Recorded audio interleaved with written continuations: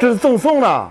哎呦我的妈呀，你这有点太夸张了吧？今天在城阳这边带你们录一个好吃的，非常有特色的好吃的东西啊。哦，这就是蒸牛五花呀。我就来一个这个吧。这给我压块大石头是啥意思呀？它那个蒸汽你不压的话，它里边那个熟的时候，那个蒸汽就跑了。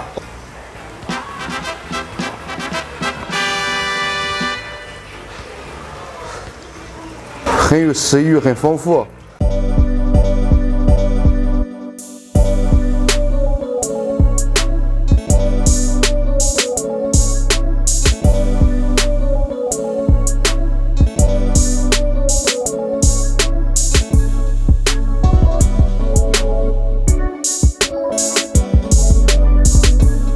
它这个蘸料里面还有点小米辣，再调上那个芥末，哇，胃口大开。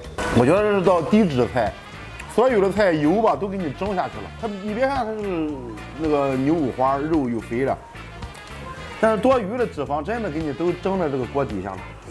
吃货的这个智慧绝对能改变世界。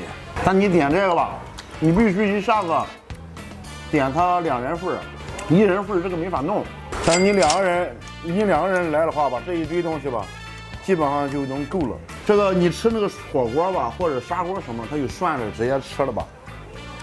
它这个是吧？我以为你蒸熟了就不用蒸了啊，就关掉火行了。他说不是，这个菜就吃它这个热蒸菜，这个火可以打小了，但这个水还是在下面蒸着。所以说你吃的每一口菜吧，都是热蒸的。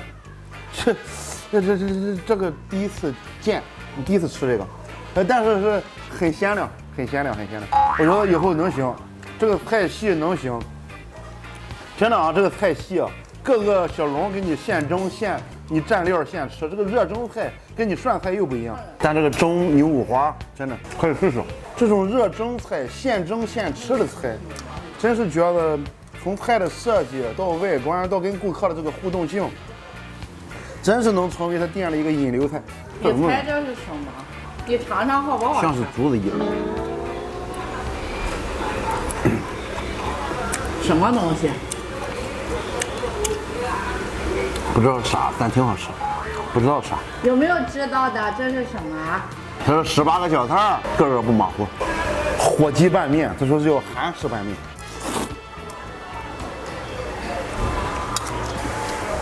这个挺好吃，挺清口，是个凉面。